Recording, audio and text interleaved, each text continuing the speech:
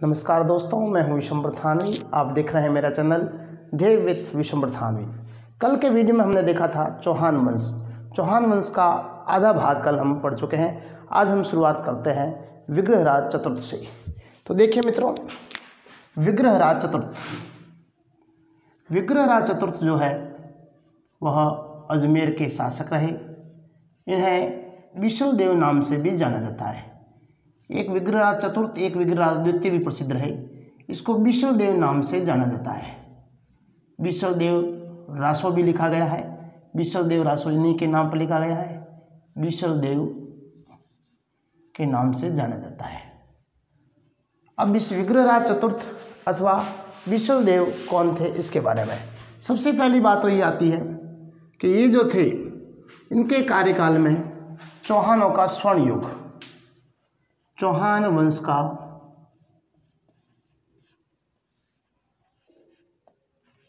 ये जो कार्यकाल है चौहान वंश का स्वर्ण युग कहलाता है।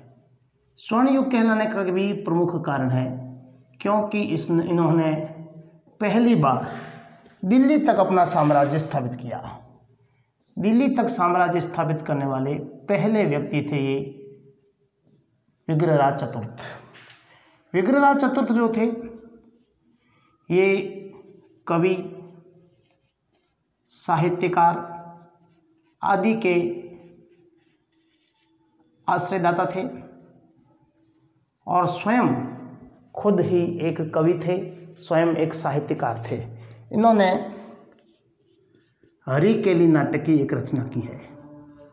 हरिकेली नाटक, जैसा कि हम लोग जानते हैं, हरिकेली महाभारत के अंदर किरात और अर्जुन के मध्य जो युद्ध होता है, किरात का रूप धारण करके भगवान शिव स्वयं आते हैं और जो उनके बीच में संवाद होता है, उसी संवाद को लिखा है हरिकेली नाटक में स्वयं विग्रहराज चतुर्थ ने। हरिकेली ये संस्कृत में लिखा गया है। खुद स्वयं अच्छे संस्कृताचार्य थे।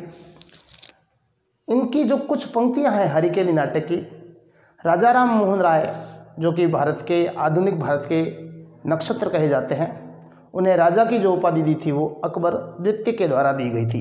अकबर जो द्वितीय था, उसके कोई पेंशन संबंधी जानकारी प्राप्त करने के लिए राजा राम मोहन राय इंग्लैंड की तरफ जाते हैं, लेकिन इंग्लैंड में ही उनका निधन हो जाता है।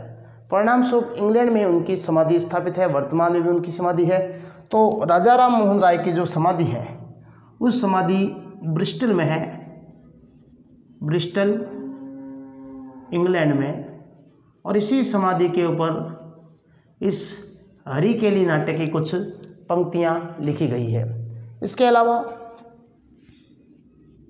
विग्रहराज चतुर्थ ने एक संस्कृत पाठशाला का निर्माण कराया था, संस्कृत पाठशाला अजमेर में, जिसका नाम था सरस्वती कंठाभरण। सरस्वती कंठाभरण पाठशाला का निर्माण कराया। और ये सरस्वती कंठाभरण जो पाठशाला थी, कालांतर में गुलाम वंश के संस्थापक कुतुबुद्दीन ऐबक आए और इन्होंने इस सरस्वती कंठाभरण पाठशाला को नष्ट किया। इसके स्थान पर उन्होंने 2.5 दिन का झोपड़ा बनाया। 2.5 दिन का झोपड़ा। यहाँ पर पीर पंजाब साहब का उर्स बढ़ता है, वह 2.5 दिन का होता है। इसी परिणाम स्वरूप इस मस्जिद का नाम 2.5 दिन का झोपड़ा है। और ये राजस्थान की पहली मस्जिद है। प्रश्न आता है राजस्थान की पहली मस्जिद, तो यह है 2.5 दिन का झोपड़ा। अब इस 2.5 दिन के झोपड़े या कह सकते हैं संस्कृत पाठशाला के ऊपर भी हरिकेली नाट्य की कुछ पंक्तियां उद्धृत है। इसके अलावा विग्रहराज चतुर्थ ने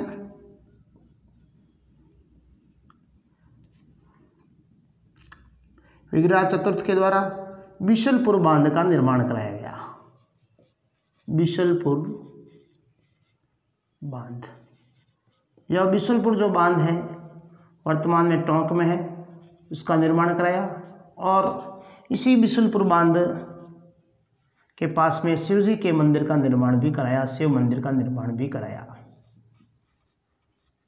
विशलदेव रासो, विग्रहराज चतुर्थ, यह जो है किलहॉर्न, जो एक इतिहासकार हुए हैं, किलहॉर्न ने इनके बारे में बताया है कि ये किलहॉर्न बताते हैं कि विग्रहराज जो चतुर्थ है वो भवभूति व वेद व्यास की होड़ के थे। वेद व्यास व भवभूति की होड़ के माना है विग्रहराज चतुर्थ को। तो विग्रहराज का कार्यकाल जो है बहुत ही आश्रयदाताओं, चाहे संगीतकार है, चाहे नृत्यकार है, चाहे काव्य रचना करने वाले हैं, चाहे संस्कृत को प्रश्रय देने वाले हैं, सभी क्षेत्र में इनका प्रमुख योगदान रहा था विग्रहराज चतुर्थ। परिणाम स्वरूप विग्रहराज चतुर्थ का कार्यकाल जो है वो चौहान वंश का स्वर्ण युग के नाम से जानते हैं। इसके पश्चात आते हैं सोमेश्वर। सोमेश्वर जो है वे पृथ्वीराज तृतीय के पिता थे। पृथ्वीराज तृतीय चौहान के पिता थे। इनकी जो पत्नी थी इनका नाम था कर्पूरी देवी। कर्पूरी देवी और सोमेश्वर स्वयं प्रताप लंकेश्वर की उपाधि धारण करते हैं। प्रताप लंकेश्वर की उपाधि धारण करते हैं और नवीन मूर्ति कला का प्रारंभ जो है इन्हीं के काल में होता है। नवीन मूर्ति कला का आरंभ इन्हीं के काल में होता है।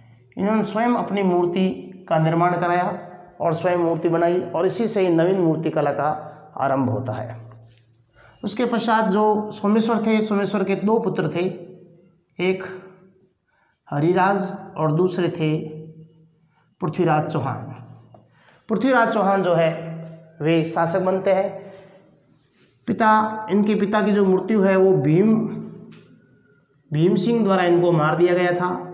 गुजरात के शासक थे, इनके द्वारा इनकी हत्या कर दी जाती है 1177 में। 1177 में पृथ्वीराज सम्राट शासक बनते हैं और जब ये शासक बनते हैं तो मात्र 11 वर्ष इनकी उम्र होती है पृथ्वीराज चौहान की। पृथ्वीराज के पिता सोमेश्वर, माँ कर्पूरी देवी जो कि कलचुरी की राजकुमारी थी। अब जब पृथ्वीराज चौहान शासक बनते हैं तो इनकी उम्र अल्पायु है, मात्र 11 वर्ष इनकी उम्र है। अब पृथ्वीराज चौहान जो है इनका जन्म 1166 अनिलवाड़ा गुजरात में होता है और जब ये मात्र 11 वर्ष के होते हैं तो इनके पिता की मृत्यु हो जाती है। परिणाम स्वरूप अपनी माँ कर्पूरी देवी के संरक्षण में रह करके कर्पूरी देवी इनकी संरक्षिका रही। कर्पूरी देवी के संरक्षण में रह करके ये सत्ता स्वीकार करते हैं और 1 वर्ष तक ये शासन करते हैं। उसी दरमियान इनके 2 मंत्री थे, एक मुख्यमंत्री जिनका नाम था केमास या कैलाश, जबकि इसके सेनापति थे जिसका नाम था भुवनमल। शुरुआत में इन दोनों के संरक्षण में रह करके पृथ्वीराज चौहान सत्ता स्थापित करते हैं। कालांतर में 1 वर्ष तक धनुर्विद्या, प्रत्येक प्रकार के शब्द भेदी बाण, यहाँ तक कि हर प्रकार की शास्त्र विद्या ग्रहण करने के बाद ये पारंगत हो जाते हैं और 1183 में स्वयं शासक घोषित करते हैं और स्वयं राजा बन जाते हैं। अब इनके शासन बनते ही वहाँ की जो भौगोलिक स्थिति थी उसके बारे में हम थोड़ी सी चर्चा करते हैं। देखिए,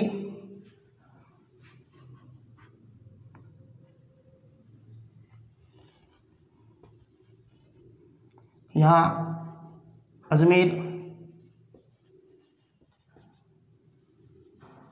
यहाँ आबू, यहाँ गुजरात, यहाँ गजनी, यहाँ कनौज और यहाँ सतलज प्रदेश। ये पृथ्वीराज के समय की भौगोलिक स्थिति थी। गुजरात के अंदर भीमदेव जो कि इनके पिता का हत्यारा वह शासक था। चालुक्य शासक। गजनी में शहाबुद्दीन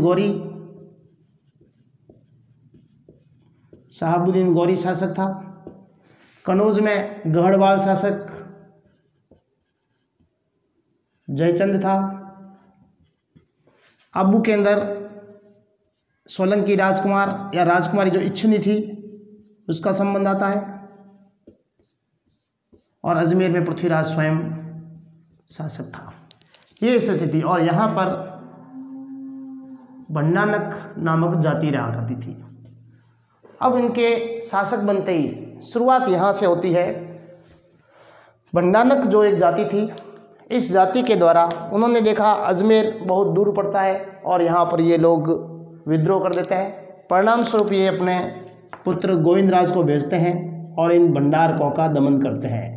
गोविंद देव द्वारा इनके भंडारकों का दमन किया जाता है। पहली इनकी उपलब्धि होती है यह 1182 के आसपास में। उसके पश्चात इनके जो पिता के हत्यारे थे भीमदेव के साथ इनका पहला युद्ध होता है 1182 में और ये युद्ध अनिर्णित होता है। लेकिन बाद में 1185-86 में इस युद्ध में भीमदेव मारा जाता है। ये इनकी दूसरी उपलब्धि होती है। इधर बुंदेलखंड के अंदर परमर्दी देव शासक था। उसके आल्हा और उदल नामक दो सैनिक थे, बड़े युद्ध में कौशल थे और किसी कारणवश पृथ्वीराज चौहान के यहाँ सैनिक आते हैं और वो सैनिक घायल होते हैं। परमर्दी देव के सैनिकों द्वारा पृथ्वीराज चौहान के सैनिकों को मार दिया जाता है। क्योंकि पृथ्वीराज की एक नीति थी दिग्विजय नीति। दिग्विजय का अर्थ है आसपास के क्षेत्र में अपने साम्राज्य को स्थापित करना। परिणाम स्वरूप इन्होंने परमर्दी देव के ऊपर आक्रमण किया। उसके जो आल्हा और उदल थे युद्ध में मारे गए। आल्हा खंड जो आज भी फेमस है, आल्हा खंड 12 बरस ले कुकर जिए, 13 बरस ले जिए सियार, बरस 18 क्षत्रिय जिए, आगे जीवन को धिक्कार। इस प्रकार की कुछ पंक्तियां भी आती है आल्हा उदल की। आल्हा उदल मारे गए और इस युद्ध को महोबा का युद्ध कहते हैं। महोबा युद्ध या तुमुल युद्ध के नाम से जाना जाता है। ये भी पृथ्वीराज चौहान की प्रमुख उपलब्धि रहती है। उसके पश्चात आता है ये जो इच्छनी है, इच्छनी राजकुमारी होती है आबू की, बड़ी सुंदर होती है। अब जो भीमदेव है इस इच्छनी को पसंद करता है। इच्छनी है वो पृथ्वीराज चौहान को पसंद करती है। परिणाम स्वरूप पृथ्वीराज चौहान का इच्छनी का विवाह हो जाता है और इससे भीमदेव शत्रुता करता है। दो युद्ध होते हैं, दूसरे युद्ध में भीमदेव भी मारा जाता है। अब इसके पश्चात आता है कनौज। कनौज के शासक थे गढ़वाल जयचंद। जयचंद की एक पुत्री थी जिसका नाम था संयोगिता बड़ी सुंदर थी और संयोगिता पृथ्वीराज चौहान को पसंद करती थी। पृथ्वीराज चौहान स्वयं भी संयोगिता को पसंद करता था। गढ़वाल शासक ये नहीं चाहता था। परिणाम स्वरूप गढ़वाल शासक ने एक अपने पुत्री के लिए स्वयंवर का आयोजन किया। सभी क्षेत्र के राजाओं को आमंत्रित किया, परंतु पृथ्वीराज चौहान को आमंत्रण नहीं मिला। द्वार के ऊपर पृथ्वीराज चौहान की मूर्ति लगा दी जाती है, द्वारपाल के रूप में, एक पहरेदार के रूप में लगाई जाती है। परंतु संयोगिता स्वयं द्वारपाल पृथ्वीराज की जो मूर्ति थी उसके गले में वरमाला पहना देती है। पृथ्वीराज चौहान को जानकारी होती है। पृथ्वीराज चौहान आते हैं और संयोगिता को वहाँ से लेकर के चले जाते हैं, उनके साथ गंधर्व विवाह करते हैं। गढ़वाल जयचंद की सेना उन्हें रोकती है लेकिन वो पराजित हो जाती है, हार जाती है। अब परिणाम स्वरूप गढ़वाल जो जयचंद था उसके मस्तिष्क में पृथ्वीराज चौहान को हराने की लालसा रहती है। वह आमंत्रित करता है शहाबुद्दीन गौरी को। इसका एक और कारण भी आता है, यहाँ पर बठिंडा के ऊपर शहाबुद्दीन गौरी द्वारा आक्रमण होता है और इस क्षेत्र को जीत लिया जाता है। परिणाम स्वरूप पृथ्वीराज चौहान अपने सेना को भेजता है और यहाँ भेजने के बाद तराइन का प्रथम युद्ध होता है। इस युद्ध को कहते हैं तराइन का प्रथम युद्ध। इस तराइन के प्रथम युद्ध के अंदर शहाबुद्दीन गौरी घायल हो जाता है, पुनः लौट जाता है। इस प्रकार से तराइन के प्रथम युद्ध में 1191 में शहाबुद्दीन गौरी की हार हो जाती है। शहाबुद्दीन गौरी पराजित हो जाता है। अब वो चला जाता है। वह 1 वर्ष तक लगातार अपनी सेना का संचय करता है, अपनी ताकत बढ़ाता है। उसके बाद 1192 में पुनः तराइन के मैदान में आता है और तराइन के द्वितीय युद्ध के नाम से यह युद्ध जाना जाता है। लेकिन यह इस युद्ध को साम दाम दंड भेद सब नीतियों के चलते विजय करना चाहता है। परिणाम स्वरूप अपने एक संदेशवाहक को भेज करके पृथ्वीराज चौहान के पास ये संदेश भिजवाता है कि हम युद्ध नहीं करना चाहते हैं, हम संधि करना चाहते हैं। तो आमने सामने दोनों सेनाएं थी और वो कहता है मेरे भाई का इंतजार कर रहा हूँ, जब तक भाई आएगा उसके पश्चात हम संधि करेंगे। रात्रि के समय पृथ्वीराज चौहान का जो शिविर था वहाँ के लोग मदमस्त थे, उनको पता था युद्ध होना नहीं है, उस दिशा में वे बेखबर थे। उधर शहाबुद्दीन गौरी अपनी सेना को 3 भागों में विभाजित करता है और अलग अलग दिशा से अपनी सेना को रात्रि में ही भेज देता है और अपने शिविर में कुछ सैनिकों को रख देता है और वे सैनिक वहां आग जलाए रहते हैं। ऐसा प्रतीत होता है कि शहाबुद्दीन गौरी की सेना वहीं खड़ी है। लेकिन प्रातःकाल अचानक शहाबुद्दीन गौरी की सेना के द्वारा पृथ्वीराज की सेना पर आक्रमण कर दिया जाता है। उस समय वे शौच आदि इत्यादि दैनिक कार्यक्रम में संलग्न थे। अचानक आक्रमण देख करके वे हड़बड़ा जाते हैं। पृथ्वीराज चौहान एक घोड़ा जिसका नाम था नाट्यरंभा, उस नाट्यरंभा नामक घोड़े पर चढ़ते हैं, लेकिन वह घोड़ा गलती से किसी नाटक का घोड़ा था और वो काम नहीं कर पाता है। पृथ्वीराज को गिरफ्तार कर लिया जाता है। पृथ्वीराज के साथ में एक उनके मित्र थे चंद्रबरदाई, उनको भी गिरफ्तार कर लिया जाता है। इसका उल्लेख हमें पृथ्वीराज रासो ग्रंथ के आधार पर मिलता है। जो ये जानकारी प्राप्त की जा रही है, दे रहा हूँ, वो पृथ्वीराज की चंद्रबरदाई के आधार पर दी जा रही है। अब चंद्रबरदाई और पृथ्वीराज को गिरफ्तार करके गजनी ले जाया जाता है। जब शहाबुद्दीन गौरी के दरबार में पृथ्वीराज चौहान खड़े होते हैं, उनकी आंखें शहाबुद्दीन गौरी के समक्ष हैं। शहाबुद्दीन गौरी उसको नज़र नीचे करने का कहता है। पृथ्वीराज कहता है मैं राजपूत हूँ, अपनी नज़रें नीचे नहीं करूँगा। परिणाम स्वरूप जो सलिए गर्म किए जाते हैं उनकी आंखों में भोंक दिए जाते हैं। पृथ्वीराज अंधे हो जाते हैं। चंद्रबरदाई जब पृथ्वीराज चौहान की यह स्थिति देखते हैं तो एक प्रकार की योजना बनाते हैं वहाँ से निकलने की, शहाबुद्दीन गौरी को मारने की। वे शहाबुद्दीन गौरी को कहते हैं कि पृथ्वीराज चौहान शब्द भेदी बाण मारना जानता है। परिणाम स्वरूप शहाबुद्दीन गौरी के द्वारा आदेश दिया जाता है। मैदान के अंदर दोनों शहाबुद्दीन गौरी, उधर पृथ्वीराज चंद्रबरदाई आते हैं और जब शहाबुद्दीन गौरी के द्वारा आदेश पाया जाता है प्रतियोगिता शुरू की जाए। इस प्रकार से शहाबुद्दीन गौरी की लोकेशन की जानकारी मिल जाती है। उसी समय चंद्रबरदाई एक दोहा बोलता है, 4 बांस 24 गज, 8 अंगुल प्रमाण, ते पे सुल्तान है, मत चूके चौहान। परिणाम स्वरूप पृथ्वीराज चौहान शब्दभेदी बाण छोड़ता है और शहाबुद्दीन गौरी के लगता है। शहाबुद्दीन गौरी वहीं ढेर हो जाता है।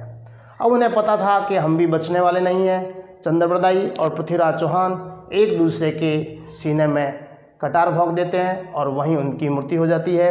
और आज भी गजनी के अंदर पृथ्वीराज चौहान की समाधि है, आज भी वहाँ पे उनकी छतरी है। ये समस्त जानकारी पृथ्वीराज चौहान के बारे में जानकारी देने वाली पृथ्वीराज रासो जो कि चंद्रबरदाई के द्वारा लिखी गई थी, जिसे पूरा किया गया था उसके पुत्र जलहण के द्वारा। पुस्तक जलहण हथ दे चले गजन नृपकाज, ये सब जानकारी मिलती है और उसके दत्तक पुत्र जलहण के द्वारा इस पुस्तक को पूरा किया जाता है। इस प्रकार से दिल्ली के ऊपर, अजमेर के ऊपर पृथ्वीराज चौहान की जगह शहाबुद्दीन गौरी का शासन हो जाता है। शहाबुद्दीन गौरी अपने गुलाम कुतुबुद्दीन ऐबक को वहाँ सत्ता स्थापित करके स्वयं चला जाता है। उसके बाद में वहाँ गुलाम वंश की शुरुआत होती है। तो ये था चौहान वंश। चौहान वंश का पृथ्वीराज चौहान की प्रमुख भूमिका इसके संदर्भ में हमने पढ़ा।